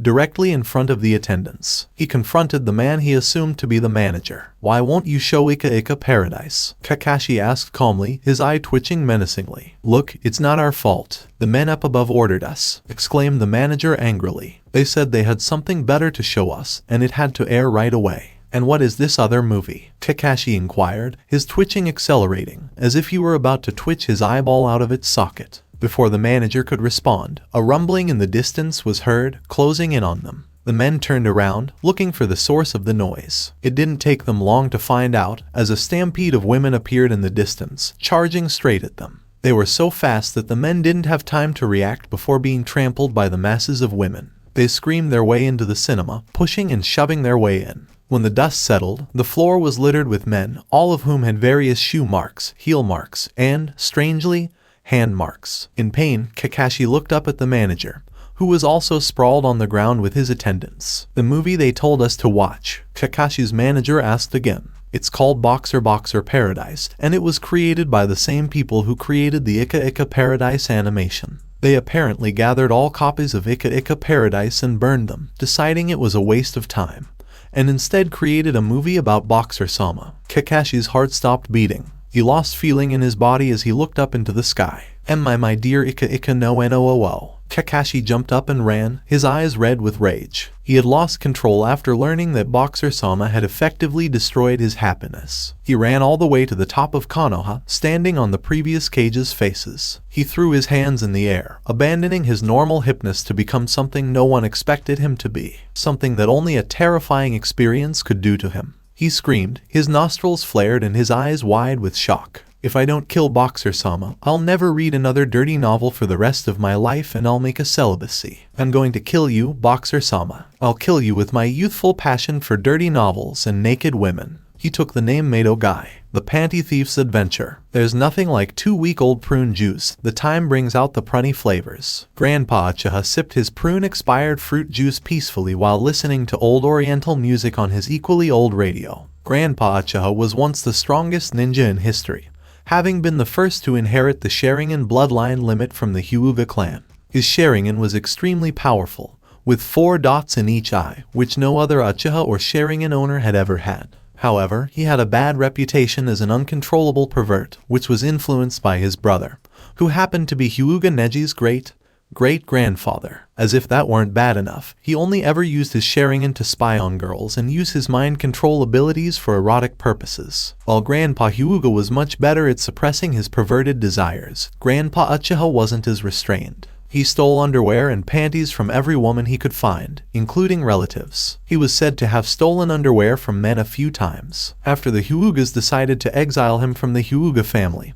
he left to found the Uchiha clan, which he hoped would become a clan of the greatest perverts. However, subsequent Uchihas wisely decided that it would be best to leave him out of the official family tree and conceal their true origins from the world. Grandpa Uchiha looked down at his juice packet, curiously tapping it. "Oh, no, I'm out of prune juice." He rose slowly, revealing that he was sitting on a chair made entirely of women's undergarments. In fact, much of his furniture was made of underwear, from tables and chairs to mattresses and pillows. It was like a perverted version of Hansel and Gretel's gingerbread house. Grandpa Uchiha was the world's only practitioner and founder of the enigmatic panty no jutsu. He stepped out into the street, his sandals molded from black lacy underwear, on his way to the nearest convenience store to buy more prune juice. He came to a halt, however, when he noticed his neighborhood mailwoman putting mail in his slot. He whistled to her, rubbing his nipples cheekily. When the mailwoman saw him, she screamed and dashed away, grabbing her mouth in horror. Grandpa Uchiha puzzledly scratched his chin.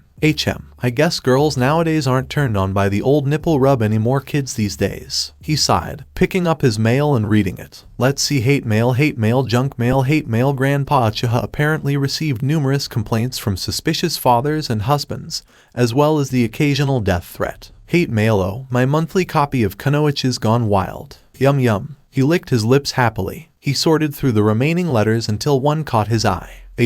This is from Itachi, my great-great-grandson. I wonder how he's been getting along with the other Uchihas. Grandpa hadn't been home in a while, and was therefore unaware of Itachi's slaughter, which occurred days after he left. Ironically, he had a hand in Itachi's decision. Flashback. Itachi said monotonously, "Hey, grandfather, I've been reading something recently." Oh, the little guy must be talking about pornographic magazines. Grandpa Uchiha smugly thought. "I totally understand what you're saying, Itachi." Itachi looked at him with a puzzled expression. His grandfather had figured out that he was talking about the Sharingan's secrets and the texts that told him how to unlock its full potential. "How did you figure it out, grandfather?" He reassured his icy great-grandson. "I could see it in your eyes. I've always wondered how long it would take you to notice, given your incredible potential to become something incredible." "Really?" Itachi asked, surprised. "Does that mean you think I should do it?" Haha. "You sure are in a hurry, aren't you?" joked Grandpa Uchiha. "By all means. You're young and vibrant, and it's always good to start young." Itachi marveled at his grandfather. This must be what it's like to obtain the Sharingan's true power. He reflected to himself. To be able to tell your own great-grandson to slaughter the entire Uchiha family and my best friend must be what having all the power feels like. That is amazing. But, please, leave that little brother of yours out of it when you start, Grandpa Uchiha warned. He's not ready yet, but he'll be great someday. He just needs a few years. Itachi, surprised, asked, "I'll leave Sasuke. What about the rest of the family?" "Oh, I think they've seen this coming for a long time," chuckled his great-grandfather. "The rest of the family will understand. After all, you are the great Uchiha Itachi." "Thank you, grandfather," Itachi said as he walked away. "I was unsure whether I should do it, but you have put my mind at ease." "Don't bring it up, Itachi," Grandpa Uchiha said, smiling. "Oh, and if your power alone isn't quite enough," he added, referring to his perverted power, "then just send me a letter or something. I'm always willing to help, especially when it comes to things like that." Itachi smiled at Grandpa Uchiha, which was unusual for him. "Thank you, grandfather. I'll do my best to make you proud. I'll become the most powerful being in existence." "That's the spirit, Itachi," exclaimed his grandfather. "Well, I'll be returning home tomorrow. Good luck." "Yes, grandfather, and I will spare Sasuke, as you suggested. Perhaps I'll tell him to despise me and live in an unsightly manner as well," Itachi said with a bow before walking away. Itachi was well known in the family not only for being the best,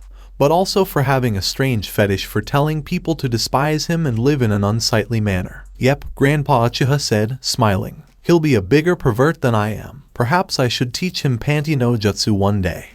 I guess he wants to learn the panty no jutsu now," Grandpa Uchiha chuckled out loud. He took the letter from the envelope and opened it. He'd recently misplaced his glasses and was unable to read without them. He was, however, forgetful, and not only forgot where he had put his glasses, but he also forgot he had poor eyesight. "Lassie, please," the letter stated. "Uchiha, my grandfather, many years ago, you advised me to take the plunge for power, and I will be eternally grateful. You had also told me back then that if I ever needed assistance with that, I could contact you. This is one of those times. I've recently started working on capturing 2 specific individuals that I want because they have some things that I want. The first is Uzumaki Naruto, who wields the power of the demon Kyuubi. The other is Sabaku no Gara, who possesses the incredible Shukaku. A map with their locations is enclosed. Your help would be greatly appreciated. Itachi, HRM Grandpa Uchiha scratched his head. He squinted and read the letter twice more. "Okay, I think I've got it." He's saying he wants this girl named Uzunari Naruko, and she's a total fox. Okay, and also Sinaku Nikara. And oh my god, she does amazing bukkake, he exclaimed in surprise. He clenched his fist and looked up at the sky,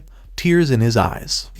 My Itachi's all grown up now. Don't worry, Itachi, I'll find your little nymphs, and I'll grab you a whole bunch of underwear while I'm at it. After all, I haven't given you any Christmas or birthday presents in years." He dashed back into his house, donning his old ninja garb and his trusty laundry basket. He stepped out of his house and gazed into the distance. He looked at his map, noting the circles that surrounded Konoha and Sunagakure. Konoha is closer, so I'll go there first and get Uzunari Naruko and a lot of underwear from my perverted little great-grandson. He reasoned for a moment. Sasuke should be at Konoha as well. I should check on him and see what a huge pervert he's become. After all, it's in his blood. He shot off into the distance, giggling like a schoolgirl, towards Konoha. The adventures of Itachi and the Akatsuki. "You have to despise me, loathe me, and live in an unsightly manner," Itachi taunted. "If you want to avenge your family's death, kill me. Live and gain power. Become stronger than me." Itachi Kasama said nervously. "I understand what you did to Sasuke, but do you have to do it to every living creature you can?" This is like the 12th time I've caught you screwing around with your corny despise me tick this week. Kasama apprehended Itachi once more, this time with a mouse in his hand that appeared terrified, and numerous bodies of mice were scattered around him. He gave Kasama his usual blank stare. Kasama, I don't inquire about your gills, so don't inquire about my hobbies, he said icily. He returned his gaze to the mouse. Be prepared, foolish little mouse, as I force you to watch me murder your family over and over. Tsukayomi. God, he's using it on a mouse now, Kasama grumbled. Seriously, Itachi, I thought it was pretty cool and evil when I saw you use it on other ninja. And that time you used it on that dog and made it scared of cats was kinda funny. But now it's just weird. Itachi wasn't paying attention because he was too busy torturing the poor mouse. After a minute, however, he felt exhausted, his chakra depleted. Okay, Kasama, I'm getting tired. Finish it before he attacks me. Hurry, use your sword. Kasama's brow furrowed as he looked at Itachi. Itachi, it's a mouse. I'm not going to unwrap my sword for a wuss. You have no idea how long it takes me to wrap this mother of a sword. I don't care, Itachi said, his voice evil and childish. Just do it, it will greatly amuse me. Everything amuses you greatly, including your breakfast. Hell, I think I saw you try to use your Sharingan on your breakfast while taunting it to despise you for eating its family. Itachi looked at Kasama with dark eyes. Kasama, perhaps it's time I met your family. I'm not letting you meet my family for the last time. Itachi, Kasama sighed. You'll kill them all and tell me to despise you and live in an unattractive manner and all that. No, I won't, Itachi lied flatly, Kasama noticing his trembling with excitement. Kasama attempted to divert his attention away from the subject. Let's just focus on getting the Kyuubi and Shukaku. You mentioned sending your grandfather to get them. Yes, Itachi said. He told me how he gained immense power in the same way I did, and I've never seen him use it. But I'm sure his power is unrivaled. One of their spies happened to walk in at that exact moment. Itachi-sama, last night, your grandfather was arrested. What? I thought your grandfather was supposed to be the greatest Uchiha. Kasame exclaimed, stunned. Itachi's face didn't show it, but he was as surprised as everyone else. How was he apprehended? In Konoha, there is a SuperNinja. He's rumored to be more powerful than all the cages combined, said the spy. Impossible. How can anyone be stronger than all the cages? Kasame exclaimed. It doesn't matter, Itachi replied. We're declaring war on Konoha unless they hand over the head of this boxer-sama. Kasame and the spy both looked at him blankly. Itachi, Kasama began. There are only 9 of us and a couple of spies. And the spies aren't all that powerful. Most of them are on the level of a genin. We can't have a real war with them. Besides, the other members are usually pretty lazy, and I doubt they care about your grandfather. Kasame, shut up, Itachi said monotonously. We're going to declare war on them if they don't give us Boxer-sama. But, war. No, we don't. War. Ida. War. Kasama sighed, knowing he couldn't persuade Itachi. Alright, we'll declare war on them if they don't get rid of Boxer-sama. Excellent, Itachi said, then turned to face the other spy. His urges kicking in. Why, yes, sir. Is there anything you require? In a way, yes. Does your family live on the way to Konoha? While their superiors discussed what they would do about the Boxer-sama incident, Naruto and the others sat outside Tsunade's office building. Everyone was silent in thought at the time, some of them worried, some of them hoping that Boxer-sama would finally die. Naruto noticed the girls' worried expressions. Hinata, too, was concerned. It made him feel bad that he was the source of their grief, so he resolved to cheer them up. Hey, everyone look at me, Naruto exclaimed as he hopped up and down. I just created a new jutsu. Everyone looked up at Naruto, more annoyed than interested by his racket. Shut up, Naruto, grumbled Sasuke. I'm currently praying for Boxer demise. Samas, Naruto laughed hesitantly. Forget about that for a second, you're all going to want to see this. I'm sure we do, mumbled Neji, rolling his eyes. Ew. Naruto, a new jutsu sounds exciting. Lee exclaimed, his eyes burning. I'll gladly take a break from cursing Boxer-sama to an infinitely painful fate to watch you perform your youth-filled, extremely nice jutsu with gusto. I wouldn't mind seeing this either, Tenten said encouragingly, his gaze fixed on Naruto. TFT. Tenten, are you serious? Sakura exclaimed as she waved Naruto away with her hand. That guy couldn't possibly have any new jutsu, or one worth watching. I think he deserves a chance, Hinata muttered quietly, twiddling her thumbs. Naruto smiled and gave them a nice guy pose. Believe me, you'll all love it. Naruto began to form a slew of incredibly complex-looking seals. Unbeknownst to the others, Naruto was clumsily making up hand signals in the hopes of conjuring up an amazing jutsu. Wow, he's using seals I've never seen before, Sakura observed. astounded that Naruto was familiar with such seals. Naruto decided enough was enough and clapped his hands together. "Cheer up, no jutsu," he exclaimed, unable to come up with a better name. Naruto vanished in a puff of smoke, out of sight of everyone else. Suddenly, they all heard Naruto's shocked scream. What on earth is this? The smoke cleared, and everyone stared at him, jaws clenched. Flowers grew off Naruto's skin and through his clothes, covering his entire body. He resembled a walking bouquet of strange and wonderful flowers. "Oh God, someone do something," he screamed, running in circles. Sasuke huffed angrily. "Try turning it off, idiot." Naruto hurriedly tried to break the seal, his hands fluttering through numerous seals, until he inadvertently created a self-explosion seal. Naruto burst into flames, smoke obscuring his form as he yelled in surprise. Naruto stood there, flowers and all, as the flames and smoke subsided, except now the flowers were all on fire, and Naruto's skin had gotten a decent tan. "Oh my but freaking god, they're on fire," yelled Naruto again, running like a fool. He spotted a nearby well and dashed for it, jumping in without hesitation. "Nah Naruto, I don't think you want to," Sakura expressed concern. Thump, only to discover that there was no water at the bottom. Everyone heard Naruto hit the bottom hard and then struggle. Sakura had intended to inform him that the well had long since dried up. Drop and roll, was all they could hear echoing from the well until it finally died away. Naruto's head poked out, looking around, as he dizzily threw himself outside, lying on the floor, covered in burns and flower petals. The flowers peeled off him one by one. Everyone stared at him quietly at first, then burst out laughing. Shino, Neji, and Sasuke were also seen with smirks on their faces. Gara was trembling slightly, as if he were laughing, but his mouth was not moving. Naruto feigned anger as he looked at them. Hey, that was really scary for me," he exclaimed mockingly, his smile creeping into the side of his mouth. "Everything appears to be returning to normal now. Much improved." "You're such an idiot, Naruto," Chauji exclaimed between laughs. "That had to be one of the stupidest things I've ever seen," Shikamaru said, trying but failing miserably to sound indifferent. The girls were happily giggling, and Naruto couldn't help but feel better, until he tried to get up and realized his limbs were severely burned. Naruto tried to limp away, but it was too difficult. "Are you all right, Naruto?" Sakura inquired. "Of course I'm fine," Naruto exclaimed, painfully flexing one of his arms and grimacing. "I just need to soak for a while and I'll be fine." After seeing his attempts to flee fail yet again, Ino stepped to his side and pulled his arm over her shoulder, surprising everyone, especially Naruto.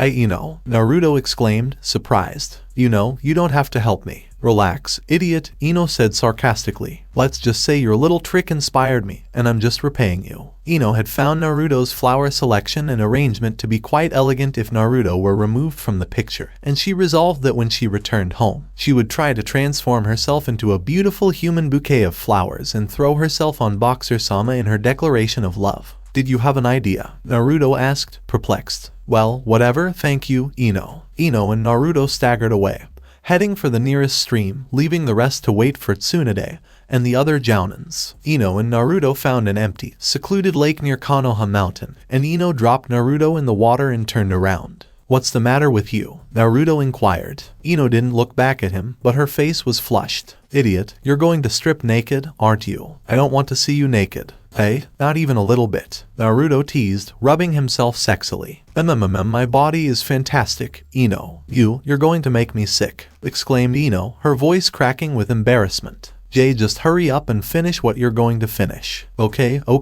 Naruto exclaimed, removing his clothes and gear and tossing them to the ground inches from Ino's feet. Naruto's final piece of clothing, his heart-patterned boxers, fell on top of the pile, leaving him naked. Naruto had let his guard down yet again, splashing into the water without realizing he had exposed his boxers. Fortunately, Ino wanted to keep her away from him while he was naked. Naruto splashed water on his burns, most of which had already faded due to the Kyuubi's power. He looked up at Ino, who appeared to be deep in thought. "Hey Ino, what are you thinking about?" Naruto inquired as he carelessly swam through the water. "Not much," said Ino. She gave a thoughtful smile. "Okay, so the whole Boxer-sama thing is kind of important, I guess. I mean, if we do the wrong thing, we could put the entire village in danger." For a brief moment, Naruto's eyes hardened. Wouldn't it be safer just to let Boxer-sama die? Naruto deduced from Ino's huffing sound that she was frowning.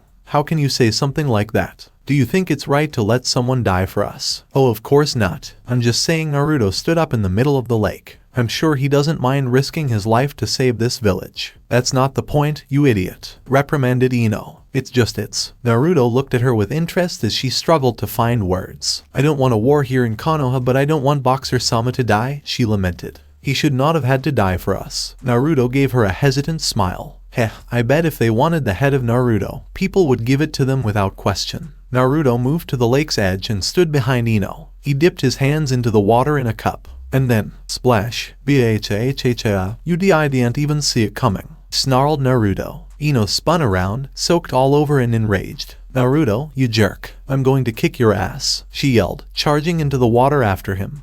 Unconcerned that he was naked, she threw him into the water, grabbing his arms in frustration and violently shaking him. Naruto smiled broadly, his head still rapidly bobbing up and down. Isn't this kind of Ino much better? Naruto's eyes were spinning as Ino abruptly stopped shaking him. Her cheeks were flushed as she looked at him. What did you just say? Ino inquired, believing she had misheard. Naruto smiled brightly as he looked up at her. That's a decision you should leave to Boxer-sama. It's not like you to be so downcast. Normally you're so open and uncaring. That's the Ino we know and love, Naruto said, pointing to his chest. See, even though I was naked, you didn't care. Ino's face gradually began to turn a deep red. Her gaze moved down Naruto's body, first to his neck, then to his chest, his stomach, and... Pervert, screamed Ino, punching Naruto in the face and sprinting out of the water. She dashed back to where she had been, hopping over Naruto's clothes and missing his boxers on the top in her haste. What is it? Naruto inquired. He squeaked slightly as he looked down. Whoops, I didn't mean to. It just happened. Ino was still not looking at him, her face crimson red. Naruto could be heard behind him, his comments making her flush even more. See, come on. Get down, you, she yelled, followed by a slight slapping sound. Damn it, that hurt. Just go down. Gee God, Naruto. Just put your clothes on and let's go. Ino grumbled. My gosh, the first one I've ever seen was Naruto's, she reflected. Right, okay, Naruto said, a cheeky grin on his face. As long as you stay the same. Anything, just put your clothes on, raged Ino. But Naruto didn't notice the smile that appeared on her face. Naruto stepped out and began putting on his boxers, clumsily attempting to do so while standing. This proved to be a bad idea, as he tripped just as he was about to pull them up properly, landing face first into Ino's surprisingly soft, petite buttocks. Ino yelped in surprise as the two collided, Naruto's head still resting on top of Ino's buns. And Naruto, she stuttered desperately. Wow, what's this soft thing my head landed on? Naruto wondered as he rubbed it with his hand, his eyes closed. Ino moaned quietly, taken aback by the sensation on her backside. Then Naruto started pinching it strangely, causing Ino to moan slightly louder. Now Naruto stop. What's the matter with you, Ino? Naruto asked, finally opening his eyes to look her in the eyes. He looked down at his hand, which was tightly clutching Ino's buttocks. He yelled in surprise as he crawled away from her. Sorry, mistake. I swear. Ino looked up at him, embarrassed and slightly irritated. But her expression changed dramatically when her gaze fell to his shorts. She exclaimed, putting her hand to her mouth. Naruto gulped as he looked down at his boxers, then back up at Ino. How am I going to talk my way out of this one? Naruto thought frantically to himself. And Naruto, those boxers are, Ino stuttered, staring incredulously at Naruto. He can't be, but he's wearing boxers. What else could it possibly mean? Naruto jumped up and moved as quickly as lightning, grabbing his clothes and quickly pulling his pants on. He jumped up and stood in front of Ino, trying to think of something to say. What did you think of I'll make you think I'm wearing boxers when I'm not really no jutsu. Naruto blurted out, considering the first excuse that came to mind. I made it up with the Uzumaki no jutsu. That's what I did. Really? Stuttered Ino. She looked at him with interest. For a split second, I thought you were. No, yelled Naruto, crossing his arms into an XM knot. It was just a trick of the light. Ino took a deep breath, then smiled at him. Yeah, you're right. It'd be weird if you weren't. She chuckled, shoving a half-naked Naruto in the chest.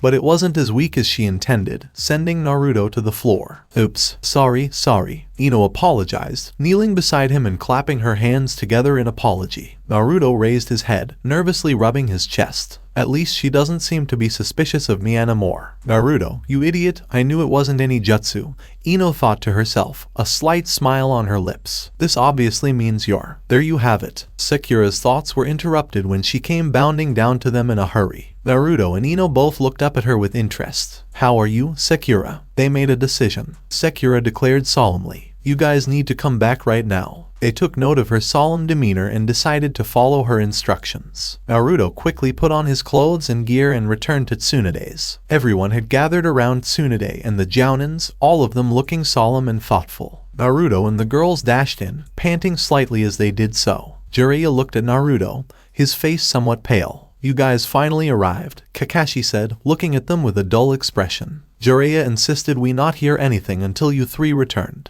Really? Naruto stuttered, scratching the back of his head nervously, wondering why. Anyway, everybody pay attention, Tsunade said. We've decided what to do about the Boxer-sama incident. Well, sort of, she mumbled at the end. Everyone noticed the Jounins involved in the meeting had a distasteful expression, except for the girls, who appeared to be a little concerned. Everyone, what I'm about to tell you is to be kept quiet. Very quiet. Spies could be anywhere. If anyone tells a soul, she flexed her arm, causing a mountain of a bicep to bulge out. They're going to have a minor accident. Everyone, including the Jounins, flinched. As you all know, Itachi's grandfather was working with the Akatsuki, and now they're furious at Boxer-sama and are willing to take down all of Konoha in response. They offered us the chance to give them Boxer head Samas in exchange for the village's safety. Isn't the choice obvious then? Shikamaru asked sarcastically. Just let them have him, we have to think about the village first. The boys nodded in agreement. No way, yelled Sakura, Ino, Tenten, and Temari at the same time, causing Shikamaru to step back slightly. Calm down, everyone, Tsunade said. This is part of the reason I couldn't just order Boxer death, Samas. It would effectively tear the village apart. If we don't kill him, the men will be pissed. If we do, the women will be pissed. What kind of plans? Naruto inquired, concerned. He wasn't sure what he wanted to hear, that he would either start a war or die. Neither sounded particularly appealing. Tsunade groaned. Jiraiya insisted that we give Boxer-sama a chance to make things right. I strongly disagree.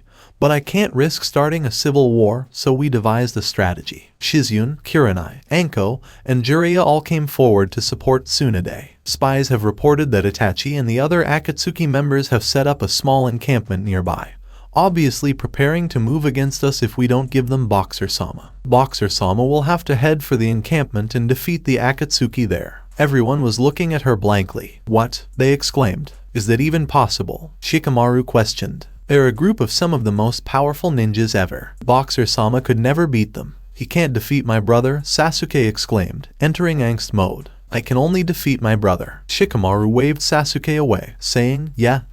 We've heard it 100 times. Of course you can beat him, especially after he beat you to a brain-dead pulp the last time you met, Shikamaru added sarcastically. Sasuke grumbled angrily, glaring daggers at Shikamaru, recalling his complete defeat. Asshole. Wait. Naruto exclaimed, drawing everyone's attention. What is it, Naruto? Tsunade inquired. Naruto took a deep breath and looked down at the ground. You say you want Boxer-sama to defeat the Akatsuki? Right. Well, I'm pretty sure he can't do it alone, so wouldn't it be easier to just let them have his head? Jiraiya looked at Naruto with concern. What are you saying? And Naruto, we could just kill Boxer-sama privately. We don't have to tell anyone. Naruto quickly explained. Then we can just make up an excuse, like Boxer-sama retiring or leaving the village. Everyone kept staring at Naruto. And Naruto, Ino inquired. Why do you want to let him die so badly? From earlier, muttered Naruto. Does she realize? I assumed you were a fan. In shock, Naruto collapsed to the ground. What the hell are you saying, Naruto? Jiraiya yelled angrily. Do you want Boxer-sama to die? Naruto lowered his gaze with a solemn expression. If it's for the village's safety, then anything should be worth it, and I believe Boxer-sama would agree. Naruto realized he had no chance against the Akatsuki. If he lost, they'd just go to Konoha. He didn't want to take the risk. You know, Naruto has a pretty good idea there, Tsunade observed. It would most likely work. No, Jiraiya exclaimed angrily. He cast a glance at Naruto. I'm confident Boxer-sama can defeat them, especially since I intend to give him special training. Special training? Naruto asked, surprised. His ears were delighted by the words. Wait a minute, yeah. Let Boxer-sama fight the Akatsuki so I can get so Boxer-sama can get his special training. Tsunade looked at Naruto, puzzled. What's up with you, Naruto? You say one thing, then the other. Naruto shrugged and smiled. Who knows? I guess I'm just indecisive. Naruto's mind was clear of doubts and worries, and he was only focused on one thing. Extreme training. Oh, yes, Tsunade continued. Well, anyway. I guess we're going ahead with the plan after all. Shizune, Anko, Kurenai, and Jiraiya have all volunteered to accompany Boxer-sama and fight the Akatsuki alongside him. I'd send a few more ninjas, but no one else seems to want to do it. Tsunade was surrounded by the genin girls, but she raised her hand in front of them. No, genins are not permitted to go because it is too dangerous. But Boxer-sama, they pleaded pitifully. Forget it, Sasuke said calmly to them. He'll die there anyway, because my brother will definitely kill him, and only I can beat him, as I am. He paused dramatically. An assassin? Oh no, he'll do it again, Shikamaru grumbled. Oh crap, here we go, muttered Neji under his breath. Watch out, he's going to restart Sakura side. I guess we should put them on, Kakashi said, taking something out of his pocket. Everyone sighed, pulling out earplugs and sticking them in their ears. Everyone except Lee, Gara, Kankuro, and Temari, who had no idea what was going on. What is it? What is he doing? Lee asked curiously. Realizing nobody was paying attention to him, he flared out in childhood passion. Somebody explain. Naruto tossed them some earplugs, sticking some into his own ears. You'll understand. Just put those on if you don't want to be talked to death by angst. Lee, still confused, put his earplugs on, and just in time, as Sasuke was about to begin. He is the cause of all my problems, all my sorrows. He killed my entire family and took away everything I loved. And then after massacring my parents, he let me live. And he told me to hate him, despise him, and live in an unsightly manner. Sasuke spoke while dishing out an assortment of angsty poses. His speech continued with all the phrases that everyone had heard numerous times. To counteract Sasuke's stupid angst speech, they had all decided to carry earplugs with them, as they knew once he started, he would keep on going until he mentioned every little thing. His habit to announce his Avenger role was as bad as Itachi's habit to tell people to loathe him. And so I trained every day after that, with the sole purpose of beating my brother. It's the only reason I live. 7 hours later. And that is why my brother will definitely kill Boxer-sama, Sasuke concluded. He had his back to them the whole time, in an attempt to look angsty. So when he turned around, he was surprised to find everyone asleep on the ground. He grumbled in annoyance, shaking uncontrollably. Seriously, I hate you all. After everyone woke up, it had become pretty late. Tsunade informed them that Boxer-sama was going to leave the next night, leaving Jiraiya a full day to train Boxer-sama with his special training.